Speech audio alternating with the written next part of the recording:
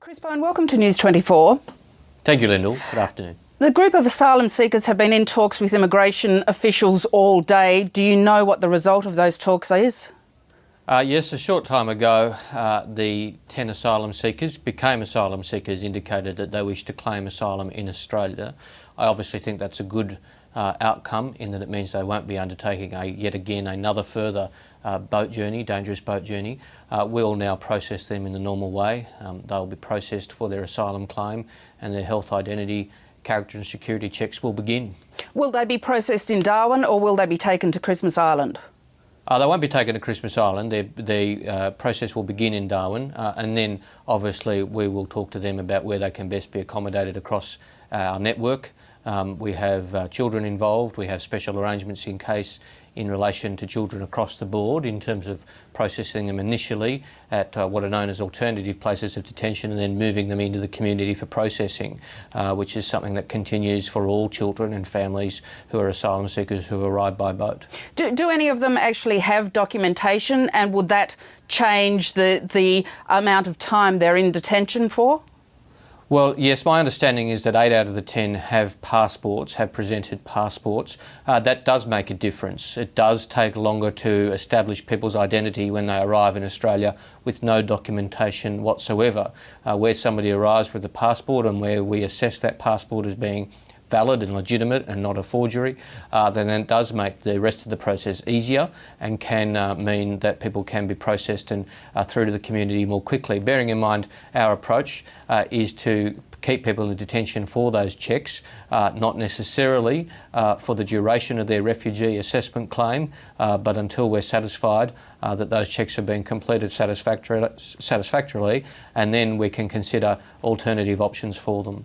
Do you know what changed their minds about their decision to go to New Zealand? Was it purely a question of the weather and the danger in the journey, or was it and did they, as Tony Abbott suggested yesterday, have a problem with Australia's mandatory detention regime and the differences with New Zealand's detention regime?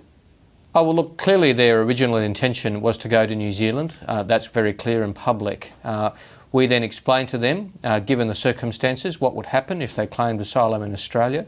We also made it possible for the New Zealand government representatives to talk to them about the dangerous boat journey to New Zealand and how they'd be processed in New Zealand. Now, they've come to their own decision. I'm sure it wouldn't have been an easy decision for them. They've weighed everything up. I'm not going to speculate on what led to that decision. Certainly, we did not enter into any, if you like, special arrangements for them, but we explained to them how the process would work, and certainly, of course, made it clear that they were entitled under Australian law to claim asylum in Australia. Now, 2 more asylum seeker boats have been intercepted and are being taken to Christmas Island in the last 24 hours. A combined total of more than 250 people on board. Does it show that attempts to work with Indonesia to stop boats leaving aren't working? Well, let me make a couple of points, Lyndall. We do work closely with Indonesia. I've always said that that's dealing with the symptoms, not the cause, and that you are going to have some successes, but you're never going to solve the problem that way. We work very closely with the Indonesian law enforcement authorities, and we do have some success. But while ever that business model remains intact, while ever we don't have an effective deterrent by way of offshore processing, then you are dealing with the symptoms and you are going to see continued boat arrivals in Australia. This is a point I've made ad nauseum for 18 months, and those boat journeys are dangerous, and inevitably we will see more people risking their lives. That's why we've worked so assiduously to try and get an offshore processing regime in place, and that's why we're pursuing legislation to do so, and I hope that that legislation passes. Will you be putting that legislation into Parliament?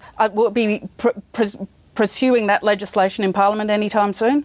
Well, Mr Oakeshott, of course, there's 2 bills. Mr Oakeshott's bill will come up for a vote, as I understand it, when we return to Canberra for Parliament, and then it will be open for people to vote on it. The government will be voting for it. The opposition has the chance to vote for it.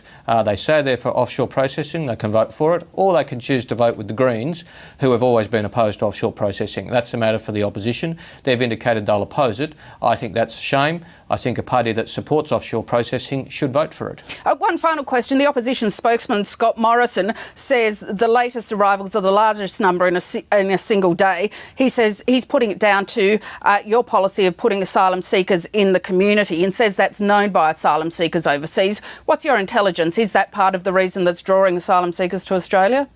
No. What's been the case consistently is that when you have no effective offshore processing, then that means there's no deterrent. Now, I make no apologies for saying that people being processed in the community is part of our suite of measures. I don't believe, as Mr Morrison believes, that every single individual should be kept in detention for as long as it takes to finalise every last part of their claim. I don't believe that. That's one difference between Mr Morrison and I. But what I will say is this.